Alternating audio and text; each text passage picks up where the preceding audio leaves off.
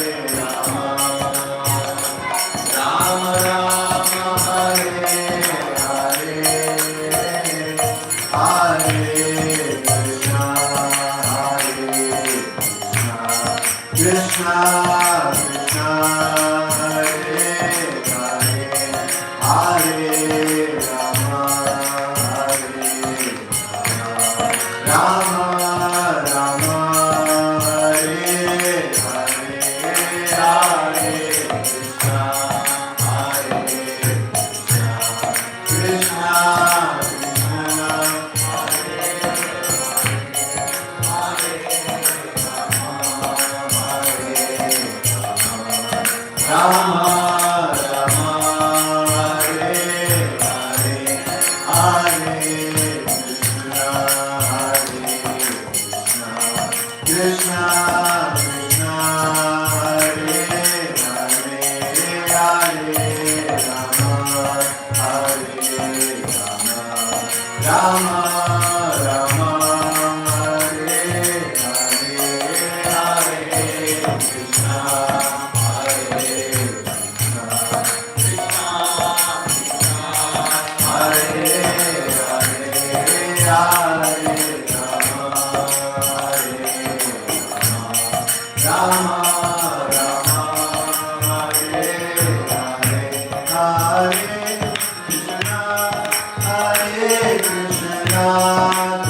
Krishna, Hare Hare, Hare Rama, Hare Rama, Rama Rama, Hare Hare, Hare Krishna, Hare Krishna, Krishna Krishna, Hare Hare, Hare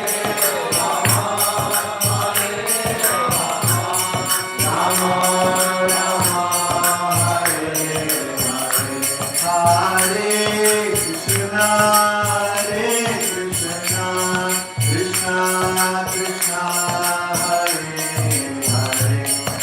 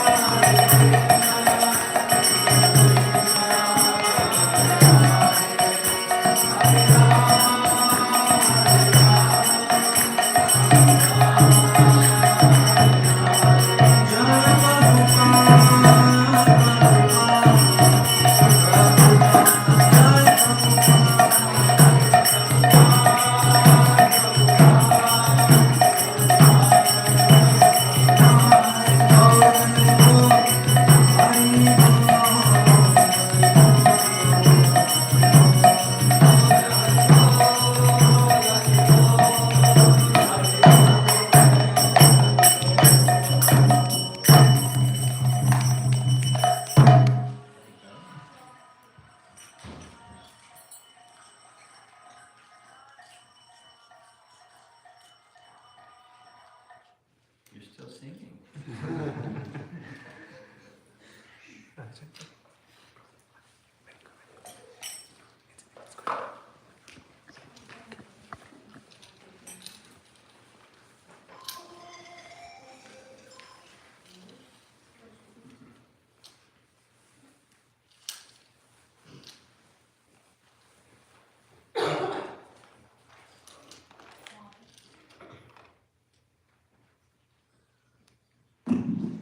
To set the microphones, so the rest of this kind of work.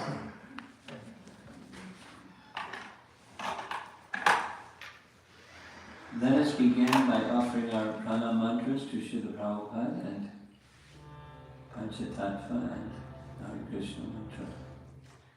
Namah Om Vishnupadaya Krishna Prestaya Bhutale Shrimate Bhaktivedanta Swami Nityanamine Namaste Saraswati Deve Gauravani Pracharine Nirvichesha Shunyavagi Bhashyata Deshatarine Jaya Sri Krishna Chaitanya Prabhu Nityananda Shri Advaita Gadadhara Srivasadi Gaura Hare Krishna, Krishna Krishna, Hare Hare, Hare Rama, Rama Rama, Hare Hare.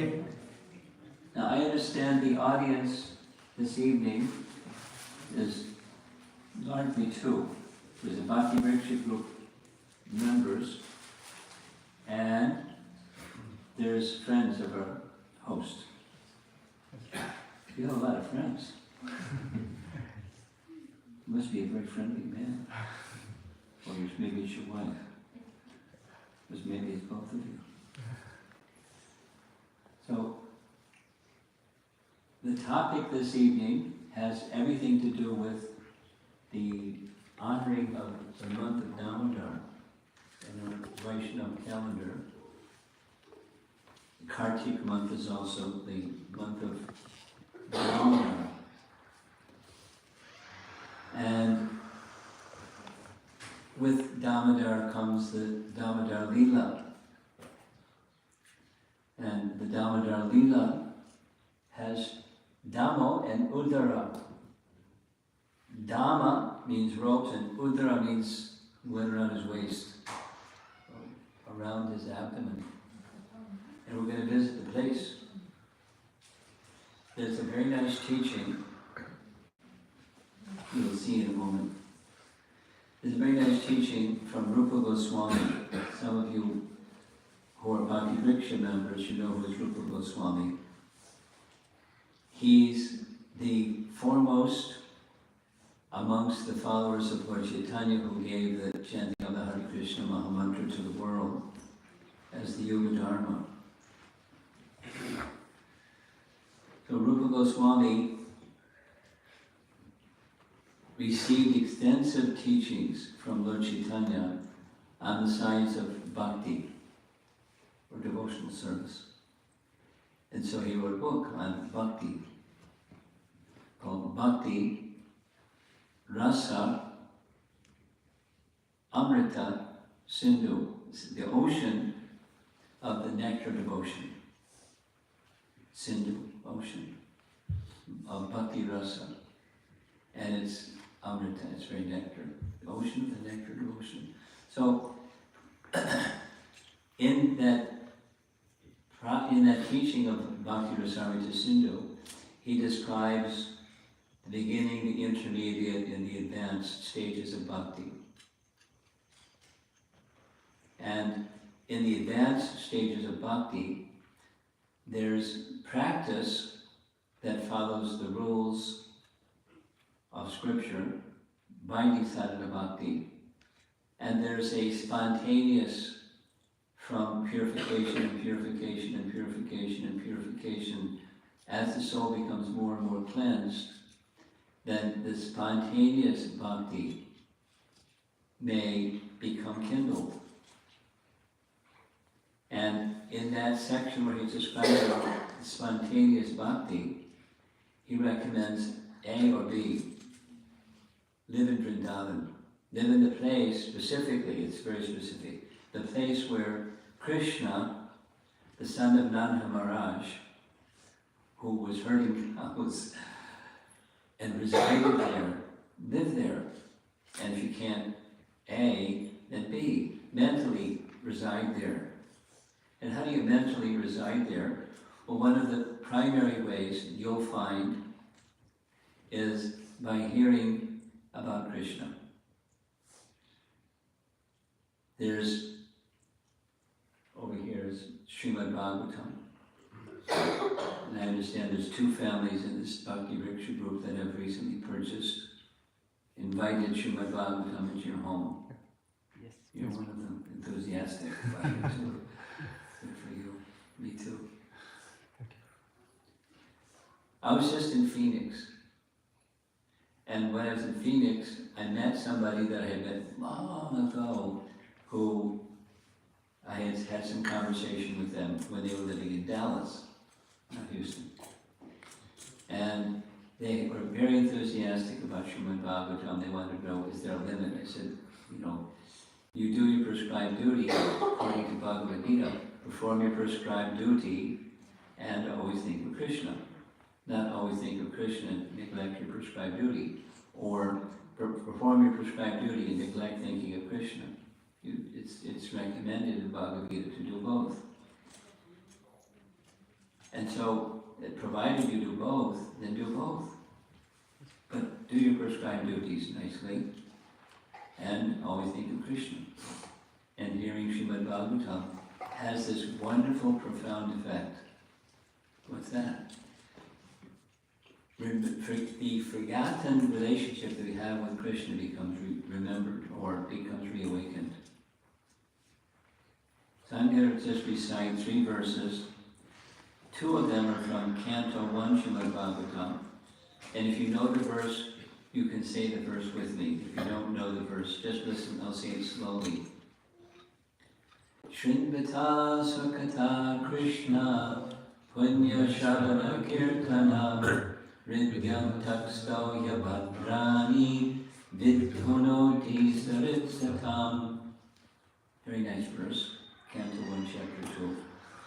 Shrinvata Swa Kata Krishna. The topics about Krishna. Shrinvata, by hearing and speaking, topics about Krishna. Shrinvata Swa Kata Krishna. Punya Shavana Kirtana. Punya is not just the worldly piety like giving in charity and helping a little old lady cross the street or something like that. But it's punya is transcendental piety.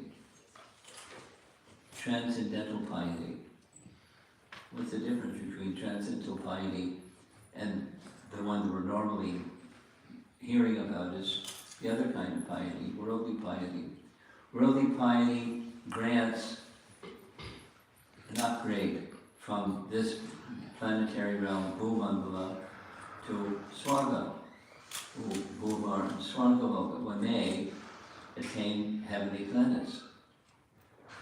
Or in this life or the next life, greater opulence arising from punya. That's one kind of punya. And there's a transcendental kind of punya. What's that? The transcendental kind of punya is that which entitles you to enter into the spiritual world and reside there forever.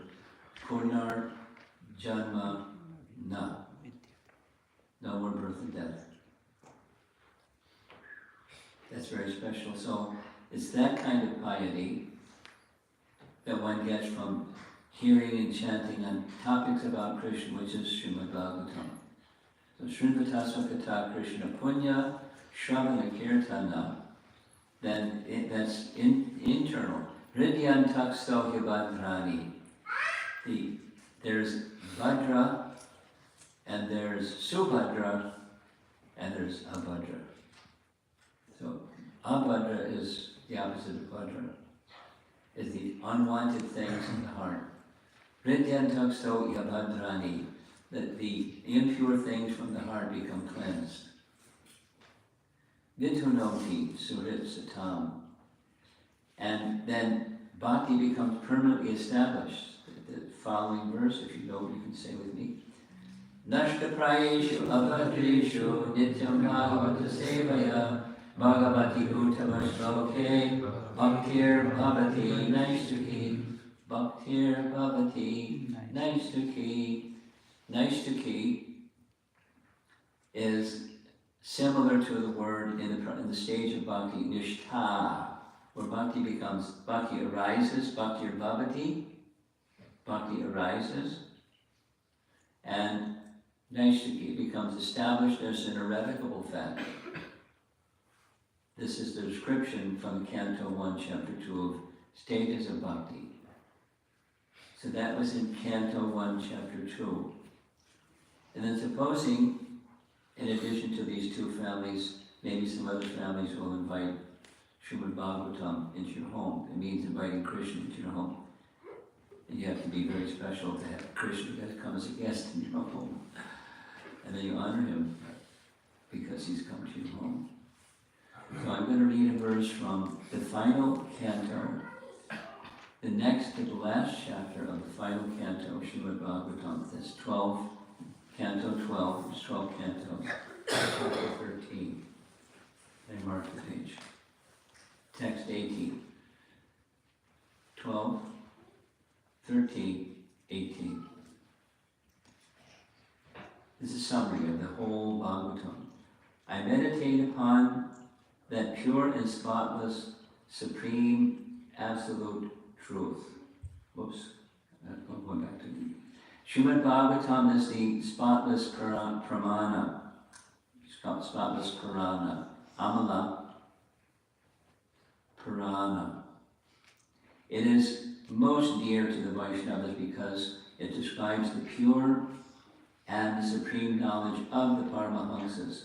This Bhagavatam reveals the means for becoming free from all material work, together with the processes of transcendental knowledge, renunciation, and devotion.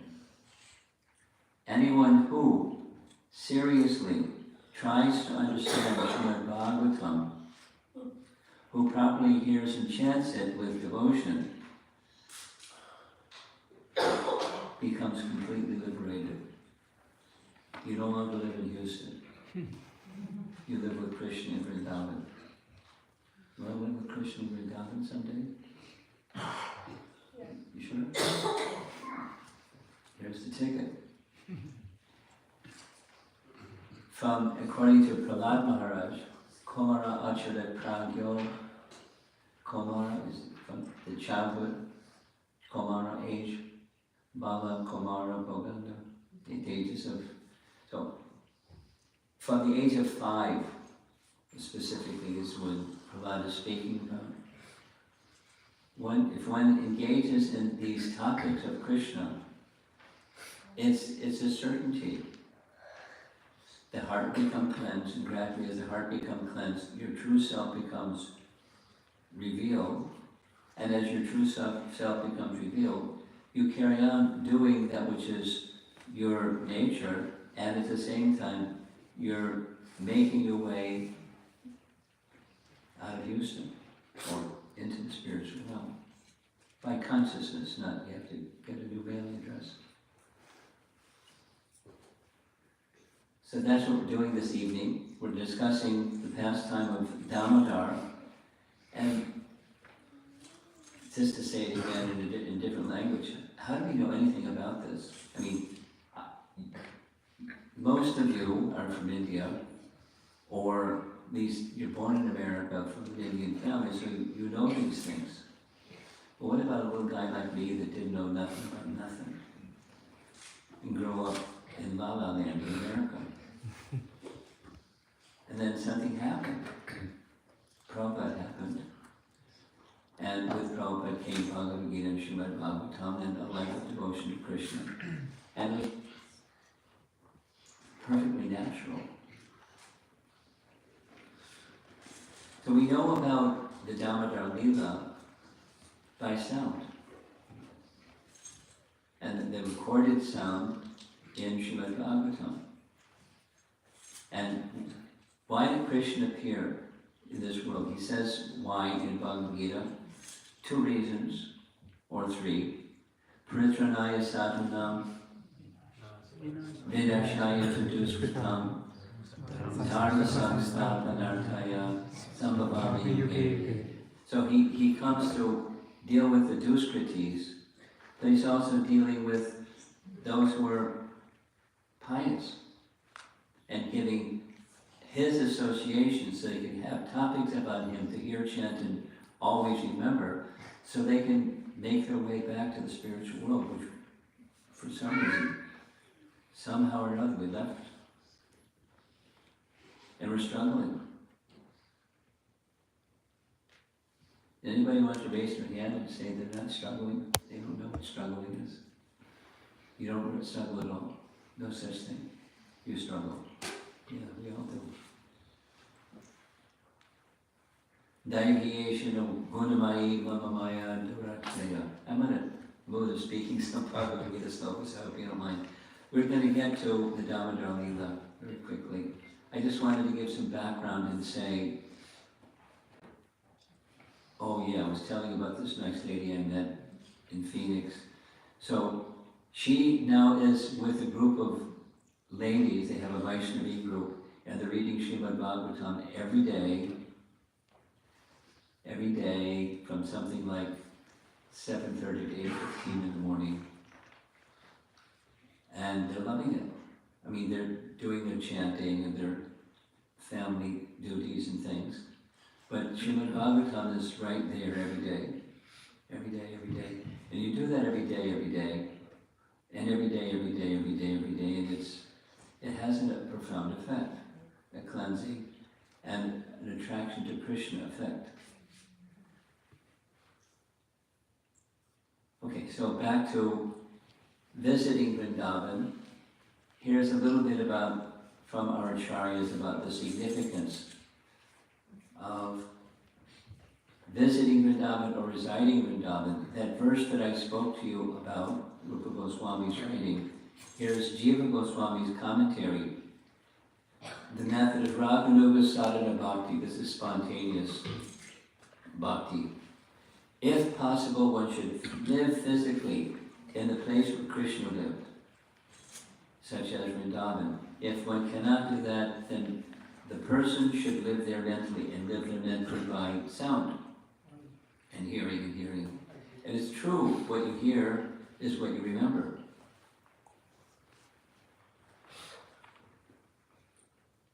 And during this particular month of Kartik, or the month of Damodar, is a very special month. I'm going to share some particular references from scripture on it. But it's common for those of us who are observing the Kartik month is to take some vow. And there's many different vows, but a common one is this Damodarastakam, or the offering of lamp, and reciting a nice prayer by Satyavrati Muni. This prayer by Satyavrati Muni is found in Padma Purana. It was spoken by him to Narada Muni and Shaunaka Rishi in Padma Purana. And we sing it. And according to our acharyas, one is Sanatana Goswami, he states, this prayer happens to be a Nitya Siddha prayer. Nitya Siddha prayer. Eternally perfect prayer that was inspired from within his heart and spoken to Narada and Shaunaka. And there's a feature of this prayer that it's so sweet and pleasant and so attractive that it attracts Damodar himself. I mean, we become attracted, or because Damodar becomes attracted. And it speaks about this in Hari Bhakti Vilas. Hari Bhakti Vilas is a very nice book. It's I would just call it in simple language, a how-to manual. How to observe the month of Kartik, how to observe Ekadasi, how to worship your deity, how to perform marriages, how to take sannyas, how to anything. It's a how-to menu with scriptural references and then details and details. So it's mentioned, this Damodarastakam prayer is mentioned in Hari Bhakti Vilas with this benediction. Anyone who recites or even hears this prayer, especially in the month of Kartik, will attract the eternal shelter of devotional service at the lotus feet of Sri Damodara. So it's nice. Many of you have been doing this, most likely, and if not, we have a few more days left, and by next year, you'll be all ready for getting this benediction fulfilled in your life. Here's a statement from Skanda Purana about the importance of the month of Kartik. Just as there is no yuga equal to Sata Yuga, no scripture equal to the Vedas, no place of pilgrimage equal to the Ganges, there's no month equal to Kartik, the most dear to Lord Krishna. Skanda Purana. And there are many, many, many other references found in Rupa Goswami's writing, which is Mathura Mahatmya, the glories of Mathura, and as well Hari Bhakti Vilas. How special is this month? We're still some few days. Just yesterday was the Ashtami, right? Gopashtami. Yes. Oh yes. Gopashtami. Very nice. So this is Navami. In this countdown, 2 more days, it's Kanji again. And then it's the end of the month. Radharani's name, according to Rupa Goswami, Radharani's mother's name was Kirtika. Often we say Kirtida, Kirtika. And thus Radharani is, excuse me,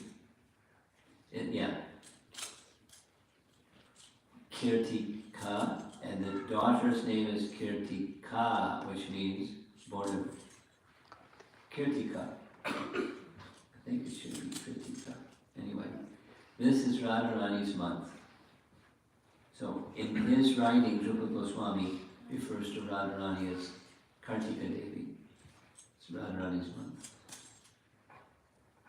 Some of you may know, because you read Prabhupada's books, in Nectar of Devotion, there's 64 items that are beneficial, especially beneficial for bhakti, and one of them is making these vows for the Kartik month. So many nice things. Adi Varaha Purana makes mention there's 60 billion sacred places reside in my Mathura. Shoo. So the place of Krishna's pastimes is very special. And this pastime of Krishna is very, very special. It occurred in Gokul, Mahavan. So where's Gokul Mahavan? When Krishna was born, we were born where? In Mathura, right? Krishna was born in Mathura, the prison house of Kamsa. Because Kamsa was the ruler, and Kamsa had prisoned Vasudeva Devaki because the 8th child of Devaki was prophesied to kill him, so he put both of them in jail. And after the midnight Krishna appeared, he requested Vasudeva, take me out of this prison and take me to the other side of the river Jamuna. That's where Gokul is. And there's different vanas or forests in Vrindavana and Gokul. So this pastime took place in Mahavan, in Gokul. And there's a temple there. We're going to take you there, by at least with photos and sound, to the place where the mortar, the grinding mortar, Ulukala, was broken, or when Krishna's bound by ropes to that Gurukula. Here's the entrance to the temple with a nice motorcycle right in the doorway. And see in the back, there's one of the temples of where the deity is. And then over there to the left, they have this Gurukula behind the hundi box. And you go behind the hundi box and here's what you see. They say this is the grinding mortar and the remains of it, and the little place where the shoes are is where Krishna was. Krishna was tied to the grinding mortar. And this is where they put some sandalwood paste on the same 3 items. Again, close-up of the same. And on festival days, they decorate with flowers and tulsi leaves. So this is the place where this pastime occurred, and I'm going to describe the pastime with the use of nice paintings. This is a children's book to tell the story of Damodara Lila. In this first painting, there's Nanda and Yashoda and little Krishna. And the description of this pastime is found in Srimad Bhagavatam. Very beautiful description, but our acharyas also give some nice commentary. And according to our acharyas, this pastime occurred on Diwali Day. And Mother Yasoda was reasoning, I'm getting these reports that my son is going and stealing butter in the storerooms of my gopi friends, the other coward ladies. Now, why is that? There must be a reason. They're consistently making this complaint. My son goes into their storeroom and steals butter. She deductively concluded, it must be that my maidservants who make this butter, they don't do it properly. So you know what?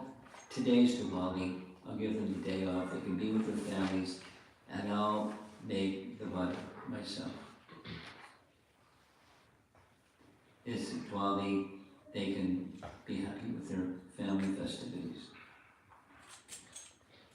Jiva Goswami then explains, here's a different artist, but nice depiction. Mother Yasoda's churning butter. Has anyone here in this assembly churned butter before? Yeah, me too. It's very simple. And it works. I mean, you can make butter, right? So you need a few little utensils. You need a pot. You need some milk, or better than milk is dahi, because dahi makes better butter than milk, but either works. And paddle, and some rod, the paddle is affixed to, and a churning rod. And then, of course, as you see, there's some rope so you can pull it back and forth. You need something on the other side to hold it into place. And when Mother Yasoda was churning the butter, she would sing songs about Krishna. But Mother Yasoda didn't need a songbook. She would just spontaneously sing Krishna's wonderful pastimes because she was absorbed in thought of Krishna. But to make the best butter, according to Jiva Goswami, he has this very nice explanation. I'll summarize the text. You can read it if you want. Nanda Maharaj had how many cows? 900,000 cows. And so she did something that was a little unusual. She knew which grass makes which flavored milk. So she said the 900,000 cows, of them 10,000 were very special. So she fed them very special grass to make very flavorful milk, and they were milked. Now cows usually eat grass, not milk, but she also gave some milk to some of those. Of that 10,000, 1,000 very, very special cows took some of the milk as well as some special grass, and they were milked. And of those 1,000, there's another 100 triple very special cows, and they were milked. And then there's 4 times special, very special cows, and Mother Yashoda took the milk from them, made it into dahi, and began her churning.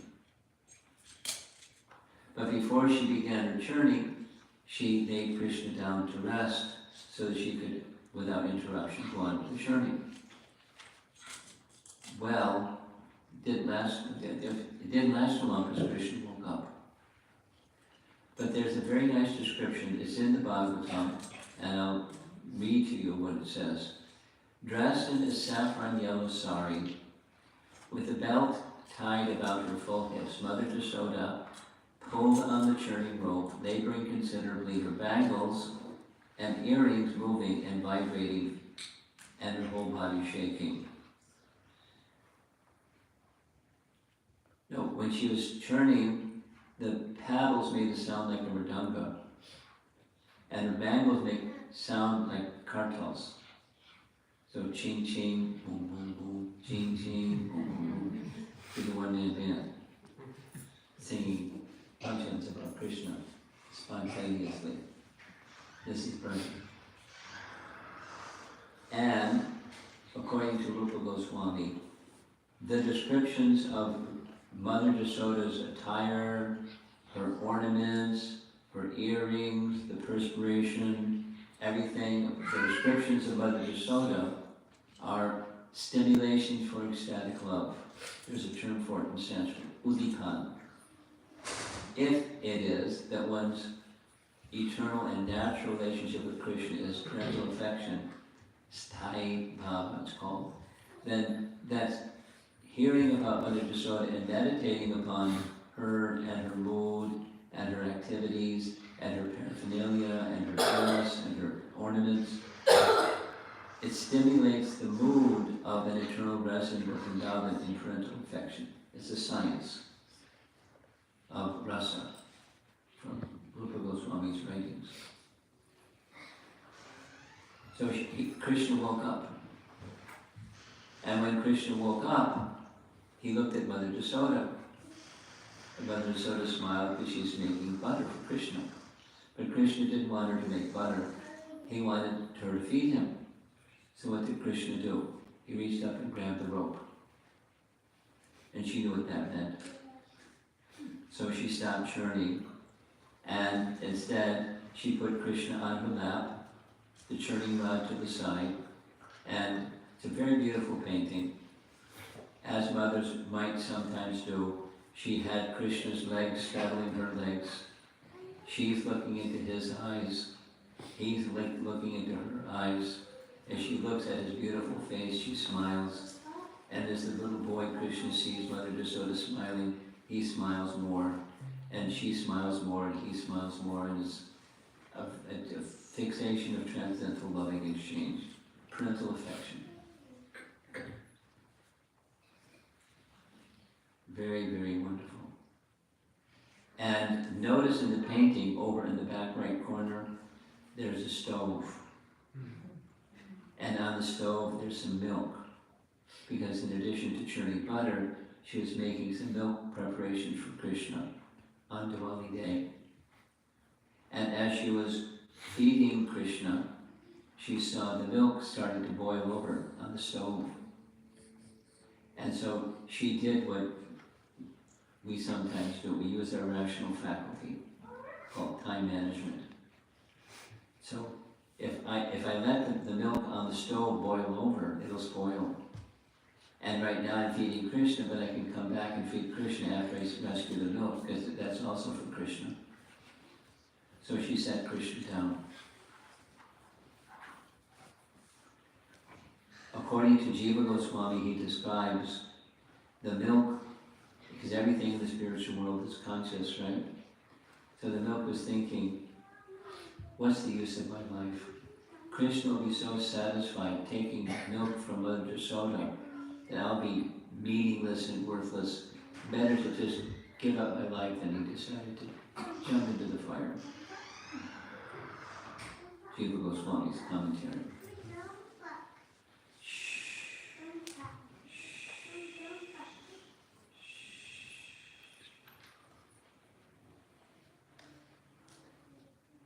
So she rescued the butter, the milk on the stove.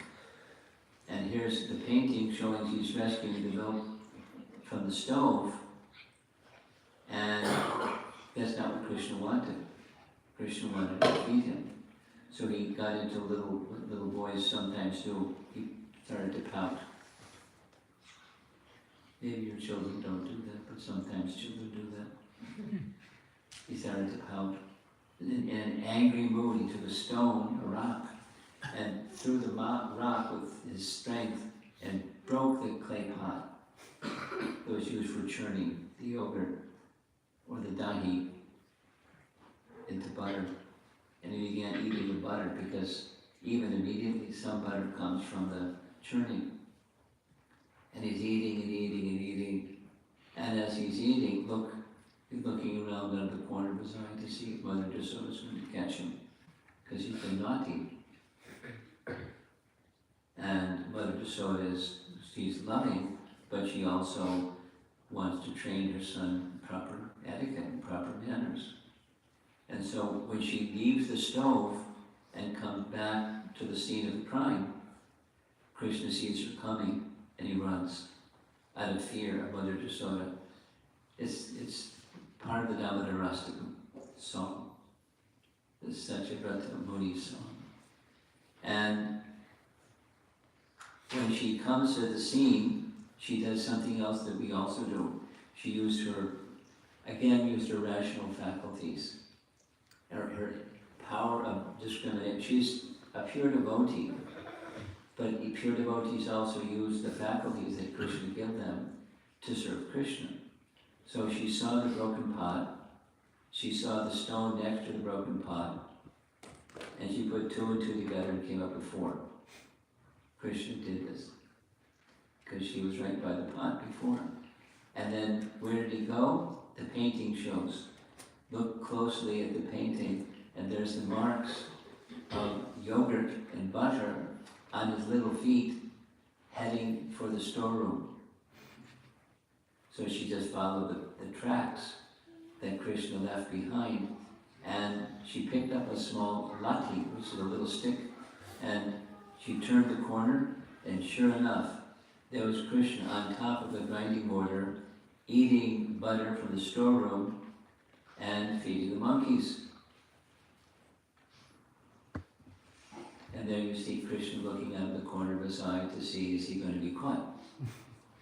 Like he's not the supreme controller, he's a little naughty boy being concerned about being reprimanded by his mother.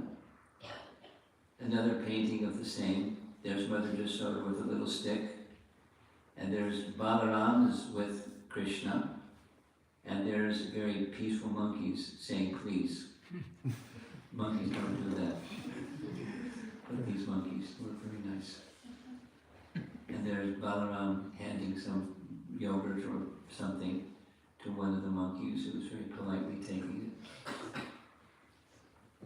Another nice painting, very celebrated pastime, so there's many nice paintings. And when Krishna saw Mother Yasoda peering around the corner, catching him in the act of stealing butter, he got up and ran.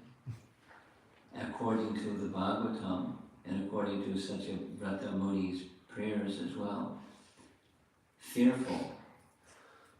He who was, this is Queen Kunti's prayers in Canto 1, Chapter 8. He who is feared, by fear personified, is afraid of the little stick in Mother Yasoda's hand. He who is feared by fear personified is fearful of the little stick in Mother Yasoda's hand. And the Ishopanishad also describes what other Upanishads also say, but he can overcome all others running. That is, he's swifter than the mind, he's certainly swifter than Mother Yasoda, but she caught him from behind. She's chasing him, she has her big hips and her adult body, and she's not a track star. She's running after Krishna. She couldn't catch Krishna. But Krishna allowed him to catch her because of her love. Very important lesson in the Damodara Lila. And he saw the stick in her hand, his tears became more profuse and is described in these prayers. The mascara or the cudgel that was decorating below his eyes started to stream down his face. And Mother Jasoda saw that. She was very astonished, so she immediately threw the stick away. I don't want to make my son afraid, but I have to discipline him, because after all, if he grows up stealing and becomes an adult and he's stealing, I've spoiled my duty as a mother. So I have to check this tendency. I have to teach him, you can't steal. You can't steal. And he's reportedly stealing all the time. I have to teach him. So in our modern culture, what she did would be considered child abuse. But in Vedic culture, it was a standard practice when a child was being uncontrolled. One of the ways to control little rope, little string tied around their waist and tied to some other object. So since the nearest object was this grinding mortar, she attempted to tie him to the grinding mortar. She tried one end to the grinding mortar, and then the other end, she tried tying the rope around Krishna's waist. But as you know, it was 2 inches too short. Actually, the Sanskrit says 2 fingers too short. 2 fingers too short. So what did she do? She used her rational faculty. She got more than one rope and tied 2 ropes together and tried to tie the longer rope around Krishna's waist. It wouldn't go around his waist. And again, it was 2 fingers too short. One of our acharyas says she had access to all the storerooms for all the gopis. She got many ropes. It was always 2 inches too short. And she was very puzzled. But after all, who can tie Krishna with rope? So here's an explanation from our acharyas. Some of you know from Bhagavad Gita, chapter 10. The title of chapter 10 is Opulence of the Absolute, right? In English. In Sanskrit, it's Vibhuti Yoga. Vibhuti means opulence. So Krishna has unlimited opulences. And sometimes he displays them, sometimes he doesn't display them. When he decided he wanted to display them, according to Jiva Goswami, is Satya Sankalpa Shakti manifested within him. Sankalpa means intention. Some of you know, in Vedic rituals, when you go to a priest and say, can you assist me performing yajna, you have to say what your sankalpa is. I'd like my daughter's marriage to be successful, or I'd like my business venture to be successful, or something. So there's mantras and there's tantras specifically designed or appropriate for particular sankalpas. The sankalpa is important, it's intention. And Krishna has his own intention, it's Satya Sankalpa. And he has his own potencies to fulfill his own intentions. And one of those potencies is his vibhutis. So these 2 vibhutis entered his body, according to the way Jiva Goswami describes it. And the other ladies were watching her, just sort of trying to bind Krishna. And it wasn't working. And they were thinking, why isn't Mother just sort of just understand that meant to happen? Because she had so much rope. According to the commentary, 100 hastas, or 150 feet of rope, 150 feet of rope, doesn't go around my son's waist. And his son's waist is the size of a fist.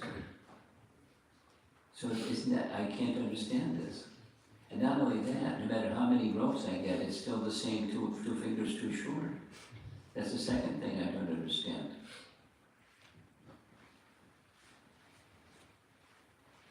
Krishna's pastimes are achintya, they're inconceivable. And yet, they're very relishable, even they're inconceivable. she continued to try, get more ropes and to Hare Krishna. Although her friends were saying, don't you understand, it's not meant to happen. So she was determined, because she's Mother Yasoda, and her son is stealing, and I can't have my son go out, be a thief and do nothing. I can't do that. So she was being a mother. Mothers are supposed to be mothers. So she's the mother of the Supreme Lord Krishna. It's not a position, this is important, the position of Mother Yasoda is not a position that someone can attain. Rather, Mother Yasoda is eternally Mother Yasoda. And she manifests with Krishna as Krishna descends to form his pastimes. She's eternally Mother Yasoda. Eternally. And Nanda is eternally Nanda. And there are others who have parental affection, but they're followers of, and assistants of, and dear friends of Yasoda and Nanda. And they also have profound parental affection for Krishna, as if Krishna is their own son, but he's not. But when Krishna saw her continuing to try to bind him, he became concerned or compassionate or merciful, because perspiring and flowers were falling from her hair, and she was obviously bewildered. So the way that is described, that he whose heart turns into butter by the love of his devotees, he decided to withdraw his Satya Sankalpa Shakti and manifest two other potencies. His other potency was his Kripa Shakti. So the Vibhuta Shakti was withdrawn. And Mother Yasoda was exhibiting Bhakti Shakti. Bhakti Shakti. She was very concerned in a devotional way, not in otherwise, to train her son. So she made some endeavor. But my understanding, it's a fundamental understanding about spiritual life. There's two things. Some endeavor in devotion. The phrase used by this acharya is parishrama. So some effort from our side and Krishna's mercy. If you don't make effort, nothing happens. And if you make effort but Krishna doesn't smile upon that effort, nothing happens. So these two things are needed for in material life and in spiritual life. Both principles. Without Krishna's mercy, nothing happens. Without effort and endeavor, nothing happens. So it's not one versus the other. Both are needed. So here's the commentary. The bhakti, bhakta nishtha, that's Mother Yasoda. When the bhakta, that's us, make a effort and effort and effort, tireless effort. We discussed this earlier. The stage of nishtha is the stage of steadiness.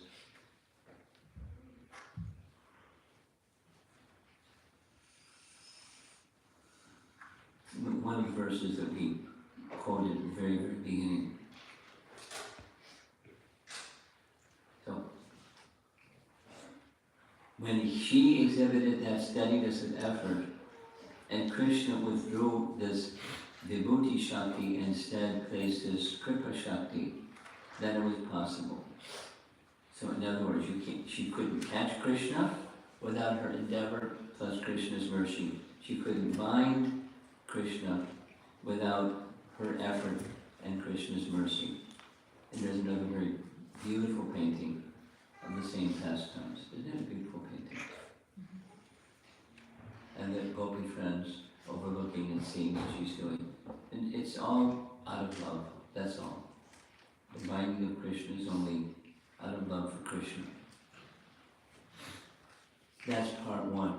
Part two, this pastime is Yasoda Damodara Lila, more technically, but there's also a Radha Damodara Lila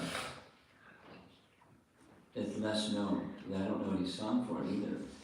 But it's described in several places And the root scriptural source for this is the Bhagavattara Purana. And Jiva Goswami, I've mentioned his name several times this evening, he has written 6 Sandarbhas, which are explanations of Srimad Bhagavatam, and in the final, the 6th is Priti, or the culmination of loving devotional services where love comes. So here I'll just read the text. In Srimad Bhagavatam 10:32-6 is described another kind of gopi. A gopi who thinks Krishna is mine. This Sanskrit phrase is mamata. So you've heard that phrase before. It's Krishna is there's one supreme independent and everything else is dependent. But that one who is dearmost to Krishna, she thinks Krishna is mine. Not in the sense of material property, put Krishna in my pocket, walk down the street, and now I've got Krishna. But he is everything for me. He is my everything. Mamata. That's Radharani. This gopi is also situated in the midst of the gopis. Her position is very rare and exalted. She has a special kind of love for Krishna. Thinking, Krishna is my property, she stares at him with frowning glances and enjoys other like pastimes with him. This particular gopi is Sri Radha. Her exalted position is described in these words, describing the month of Kartik in the Vraja Ratnakara Drita part of the Vishnu Purana. So that's the scripture source, the Vishnu Purana. And it gets repeated several times. That evening, Lord Krishna went to Radha's home. Angry, she bound his waist with her own sash. Telling her about a great festival at home, Lord Krishna pacified his beloved Radha and she set him free. So that's Radha Damodara. In addition to Yasoda Damodara. Now this is Jiva Goswami's writing, and it's found in Priti Sandarbha. Here's another reference from another one of his writings, Radha Krishnarchana Deepika. Same scriptural reference described slightly different. In Goloka Vrindavan, Lord Krishna eternally assumes a youthful form. In this form, he enjoys in various ways along with his beloved, Srimati Radhika. Once during the Kartik month, he stayed to celebrate the festival. Kartik, the Diwali festival, arranged by Purnamasi. Who's Purnamasi? Who knows? Who is Purnamasi? Sudama's. Huh? Sudama's grandmother. Sudama's grandmother. Okay, now let's just do this. When Krishna was a little boy in Vrindavan, he was taken by Akrura to Mathura to celebrate the bow festival, and in the course of that celebrating the bow festival, he killed Kamsa and Chandra and Mushtaka and the other wrestlers, and he set his mother and father free. Vasudeva and Devaki were in prison, and he freed them from prison. When that happened, he was 10 years, 8 months. In those who are Kshatriyas, it's time for Upanayana. So he was given his Upanayana, which means that it's time for him to formally begin his studies. So Krishna chose the school that he would do his studies. And he chose, without, there's details, but the school of Sandipani Muni. Sandipani Muni. There's a whole description of this the later section of the Bhagavatam, because one of his dear friends in school was a Brahmana named Sudama Vipra, long description. So he learned very quickly from Sandipani Muni, and then he went back to Mathura, became the prince in Mathura. And many other pastimes happened while he was in Mathura. So the mother of Sandipani Muni was Purnamasi, the Brahmani, and very elderly. And in the Lila of Krishna, she is Yoga Maya personified. That is, she made arrangement for Krishna's pastimes. The worldly mood was, she's a very elderly, highly elevated Vaishnavi Brahmana. The whole of Vrindavan looked up to her, naturally so, and properly so, socially so. So she was arranging a festival. Purnamasi is arranging a Kartik festival in Nanda Maharaj's home. Now Krishna wanted to meet with Radha, but he was taking part in the festival arranged by Purnamasi, so he was late. He's narrating this. So when he came to meet Radharani late, she was angry. She was pouting. And she took a sash, or took a rope, a waistband, and tied it around Krishna's waist. So Krishna then, Jiva Goswami writes, "Oh, slender-waisted Radhika, I am most satisfied by this action of you in binding me lovingly by your waistband. Oh, beautiful lady, this name of mine, Damodara, has now become dearer to me. In this world of mine, no other name is as dear to me as this name. By chanting this name, one will always have children and will attain all perfection, along with the rarest forms of devotional service.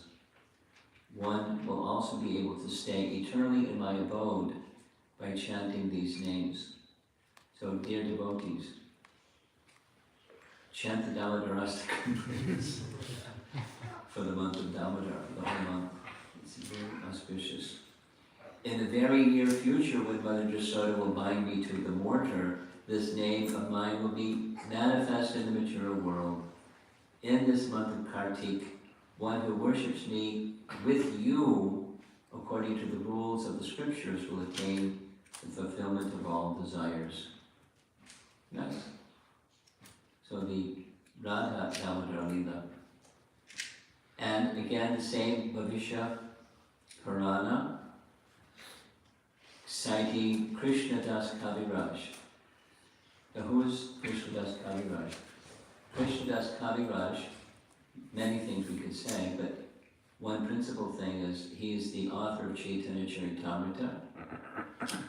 And I just yesterday looked at the list of disciplic succession. Just at the end of the introduction of Bhagavad Gita, before chapter 1, you'll find that list of our disciplic succession. And he's listed right after Jiva Goswami's Rupa, Lord Chaitanya, Rupa Sanatan, Jiva Goswami, Krishna Das Kaviraj. A very important person in our disciplic line.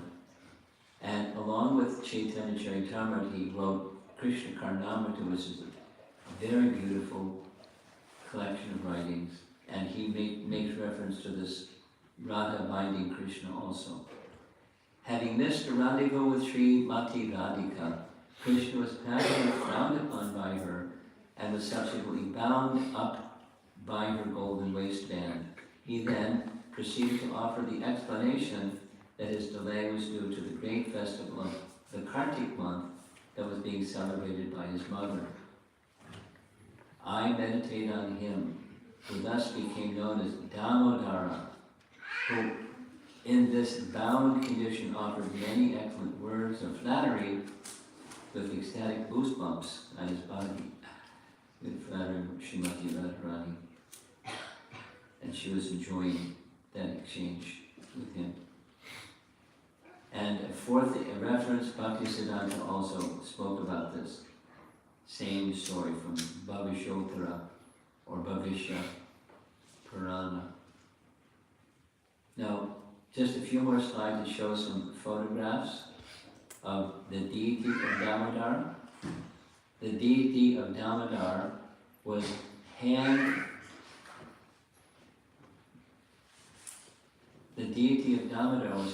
carved by Rupa Goswami, his guru, from a black marble from Vindhya Parvat mountain. There's some detail. It's a very short deity, and Jiva Goswami worshipped this deity given to him by Rupa Goswami, and it's the Radha Damodar deity. And over by this side, that's Radha. Over on this side, that's Lalita. And the same deity is now being worshipped in Jaipur.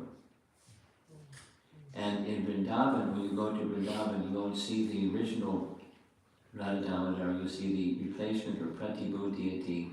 This is the Damodar deity in Vrindavan. And last slide is this one.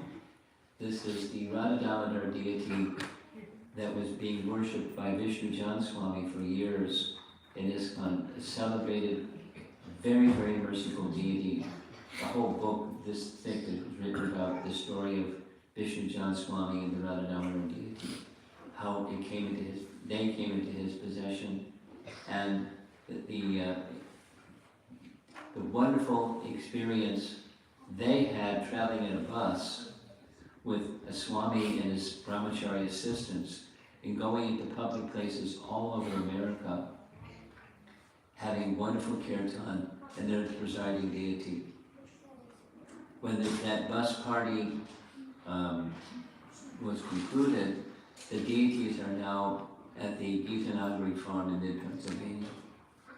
So if you ever happen to be in the Northeast sometime, you might want to take darshan of very merciful deities. We have retreats there, at least 2 and often 3 times a year. It's just a fantastic place, and presided over by Radha Damodar.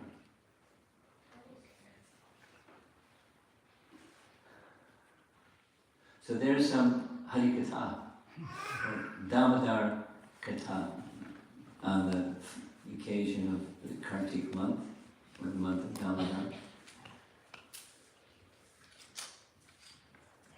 And I thought it would be a nice topic to discuss, both because of the importance of this Lila, the importance of the month, and because there's some newer people, as well as some more experienced people from the Bhakti Riksha group. So if it's something you'd like to discuss some part of this, now's some time for some discussion. Yeah, questions?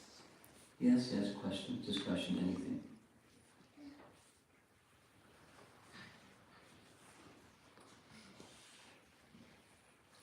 The child in the back sounds like a bird.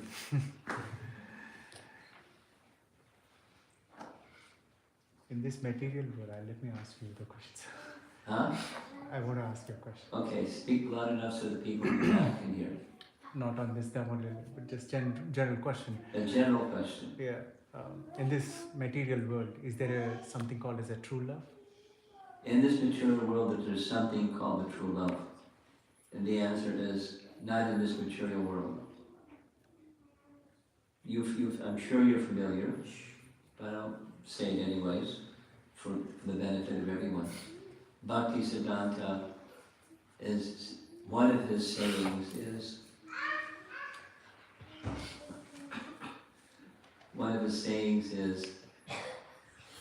there's no love in this material world because there's always calculation of selfishness in all relationships in this world. Or say it the other way. In a relationship where there's no self-interest, that's what true love is. Now, Prabhupada said, the closest thing to true love in this world is the affection of mother for a child, because it's selfless. The mother derives some happiness in being mother, but what's the reciprocation?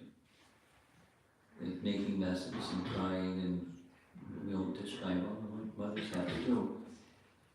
But it's the affection of mother. It's the closest thing, Prabhupada's statement, the closest thing to real love in this world is the affection from mother for child.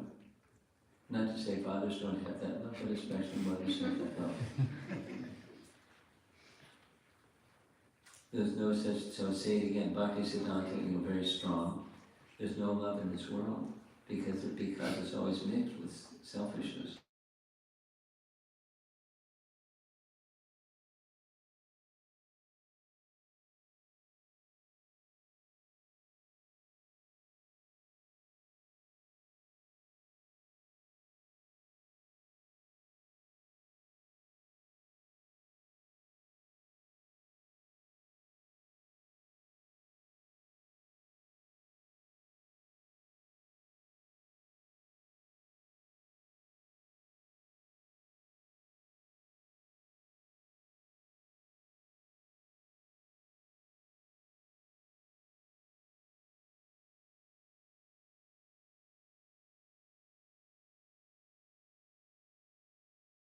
Question, so back there you can hear. A little louder. Go So ahead, speak. there are many faiths and many beliefs in this world. I mean, Many faiths and many beliefs. beliefs. So is the Krishna consciousness the only way forward? And is there any proof or any way you can say this is the way, this is the path of life? Well, his question is Krishna consciousness exclusive, the only path that one can go on to reach the stage of perfection? And is there some verification of that? It's not an ism, it's a principle. And the principle can take different shapes and different forms. So it's not the form or the shape that is the essence. The essence is the essence. And the essence is loving service. The essence of a living entity is serving. Essence of a living entity is service. Jiver Swarapaya Nityara Krishna Das. The essence of a living entity is service, and in the purest form, that service is service to the Supreme. So that's the essence. You call it by this name or that name or the other name. That's what Krishna consciousness is. It's not just it's an institution, but it's a principle. And applying that principle is the means. So if you ask the question a little differently and saying, other than undeviated and unmixed loving service to the Supreme, is there another way to achieve perfection? The answer is no. If the answer is it this particular form that it has to be and there isn't any other form that works? And the answer is no. The form is not the essence is the essence. Just today, I was listening to, Prabhupada was in Hawaii, and he was being visited by Yogi Bhajan, and Yogi Bhajan was inviting Prabhupada to come to a conference that he wanted to hold of bringing spiritual people together and moving together, as a unified way. That was the conversation was about. And they had, robust discussion about principle.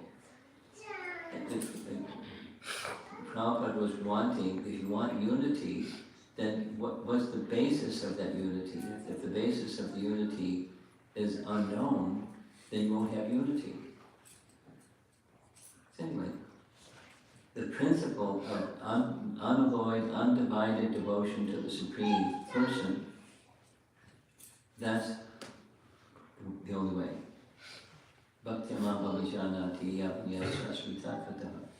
In Krishna's words in Bhagavad Gita. The only way to know Him is through unalloyed devotion. And the perfection is to have that loving relationship with the Supreme and thereby know Him. Because otherwise one isn't going to know Him. And it will go somewhere, but not to the stage of perfection. There's more to be said, but that's the short answer. This conversation went on with Yogi Bhajan for about a half an hour.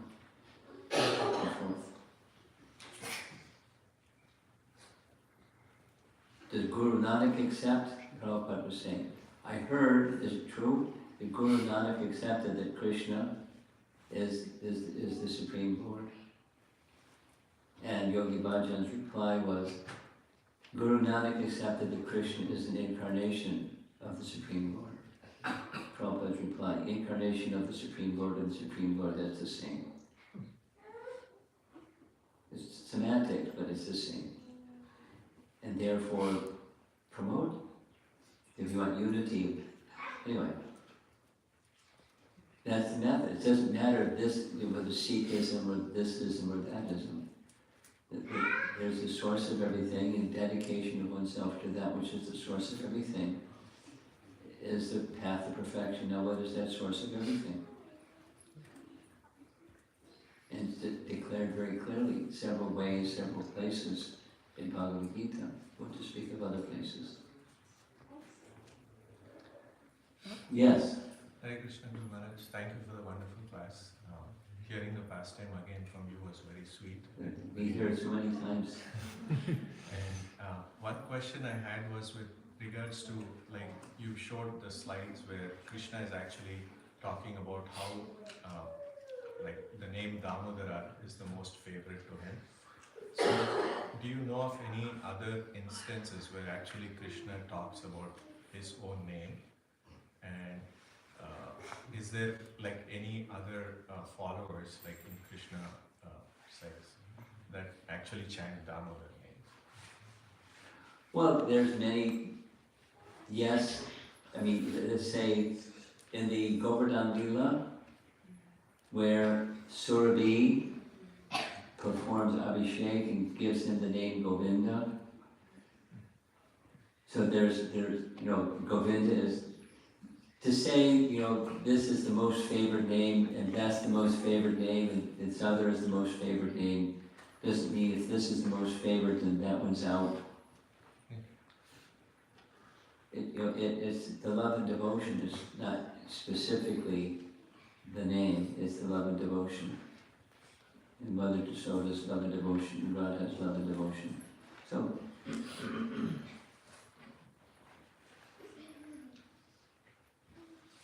there's a specific reference where Krishna speaks about other names by whom or by which he's addressed. I can't think of anything, a specific scriptural reference for that at the moment. I'm sure there are.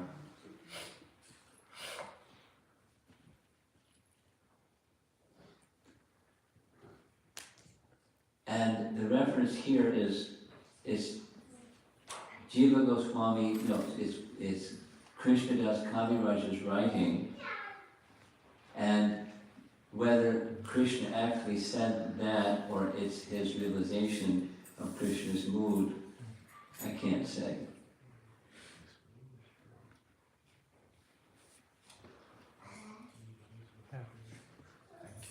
One more question. You have another question. Anyone else have something? One online question. Really, an online question? Yeah, Swati Murli, Mataji is asking. So, when you are speaking on how dear Krishna, the name Damodara was to him, I was thinking of how this name is not used often after Krishna leaves Vrindavan. Same as what he's asking. It's similar to what he's asking. But we want to go to Vrindavan. At least some of us want to go to Vrindavan. So we like that name because it's a Vrindavan, like Giridhari. It's a Vrindavan name. And persons outside of Vrindavan may not have so much affinity for Giridhari. Or Giriraj.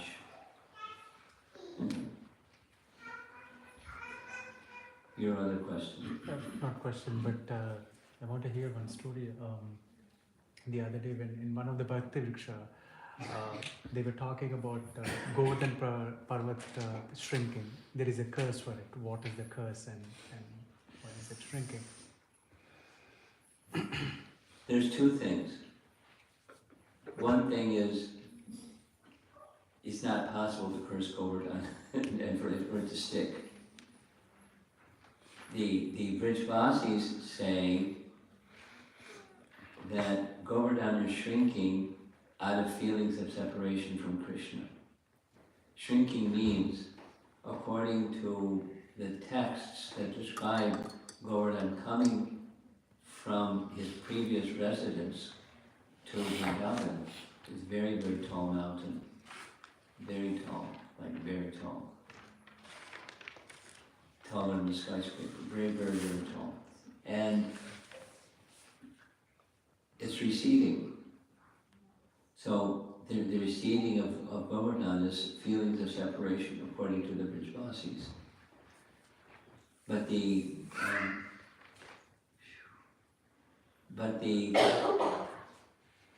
pastime of Govardhan coming, Pulascha Muni requested the Vindhya hills to make a contribution to him of his son, and that his son could come with him to Kashi. His son could come with him to Kashi because there's no mountains in Kashi. So Vindhya Parvat agreed on the condition that his son would be willing to go. His son said, I will go, except one condition where you set me down, that's it. So that you've heard the pastime. Yes. So by Govardhan's arrangement, Pulascha Muni had to answer the call of nature as he was passing over. He had a mystic power like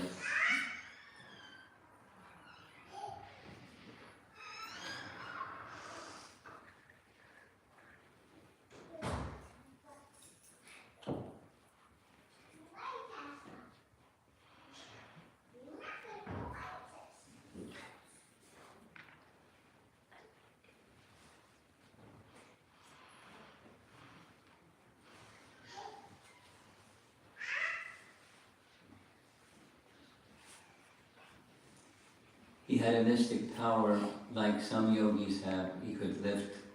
And so he went to answer the call of nature. And when he went to take Govardhan the rest of the way to Kashi, Govardhan wouldn't go. So he said, oh, you've tricked me, I understand. You want to be here because Krishna is going to come.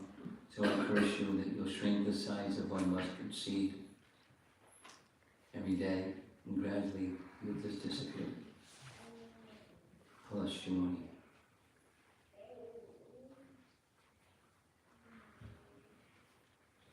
Okay, I think that's it. Maharaj, I have You have something.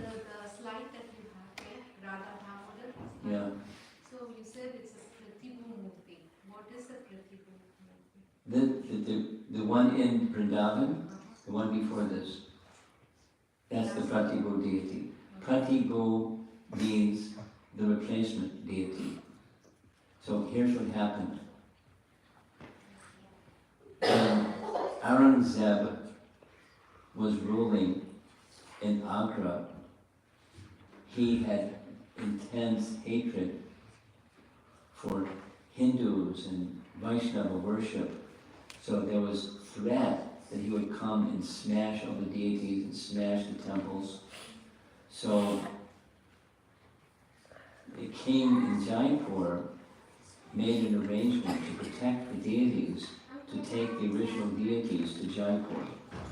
And he would personally provide military protection and other types of protection for the deities. So the original deities were taken to Jaipur. Radha Govinda, Radha Damodara, Radha Gopinath, etc. for protection. And then after some time, after Aurangzeb was gone, then there's a replacement deity put in their place. That's called Pratibhu. So Madan Mohan, etc., etc. Radha Gopinath, Radha Govinda, Radha Damodara.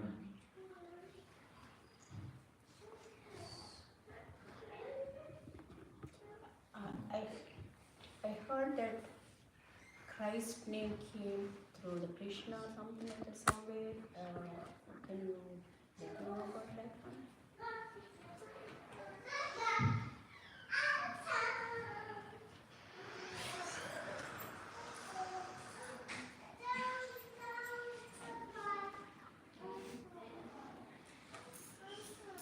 You're speaking of the name or his visiting? They say that he got the name by, like Krishna's name. No, it's not that he got the name. This particular point was discussed by Prabhupada with a Christian priest. And the name Christ comes from the Greek word Christos, which comes from the Sanskrit word Krishna. Krishna, Christos, Christ. So Christ is a derivative of the Greek word Christos, which is derived from the Sanskrit word Krishna. Then Prabhupada was saying, some people in some parts of India say Krishna. Krishna or Krishna, Christos, Christ. In this way, Prabhupada was saying, it's actually referring to the same. That's the etymology of the word Christ. But Christ went to India. That's a different story. But you don't put the two together. There's, whether he went to India or didn't go to India, the name is derived from the same root or dhatu. Now, there is some people accept, some people don't accept history. And I forget the name, there's an adjective, a certain history that says he went to India. Some people accept that, some people don't accept that. But the etymology of the word is not so much in question.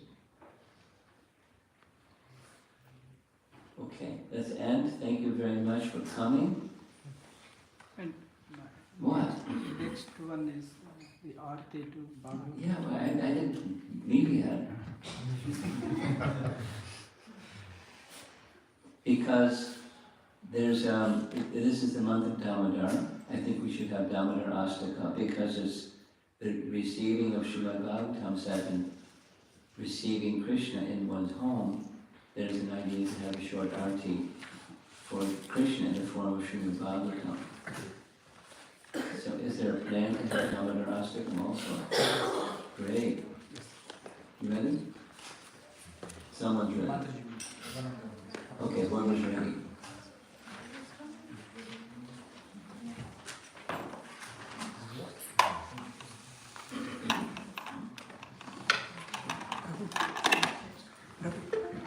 Can you tell that Aarti?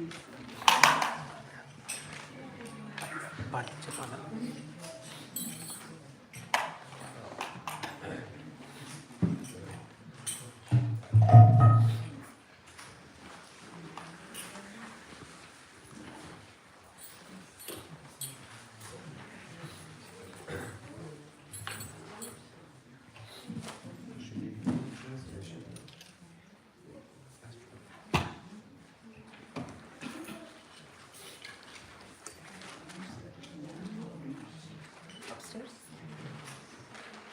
They have to go upstairs? Rajachan. Yes, go ahead. Oh, Ram. The lamp offering is going to be upstairs. While he's singing here, we'll all have to go.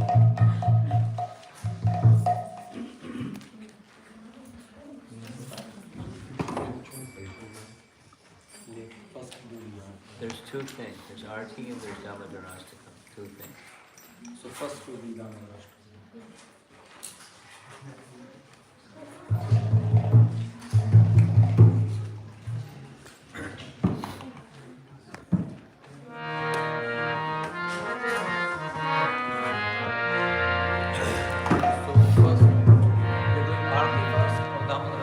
First Aarti, then Damodara. Okay, so just leave them. Hare Krishna.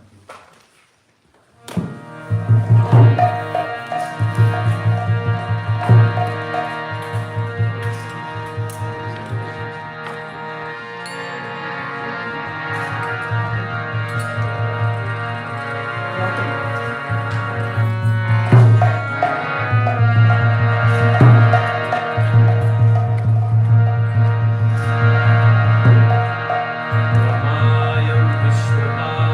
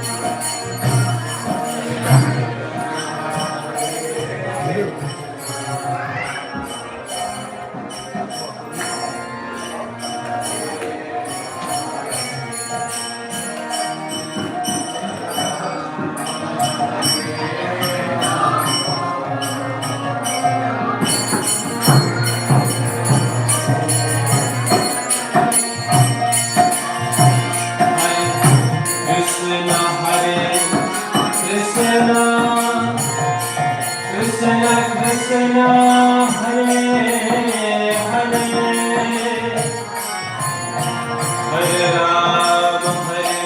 Rama, Rama Rama, Hare Hare.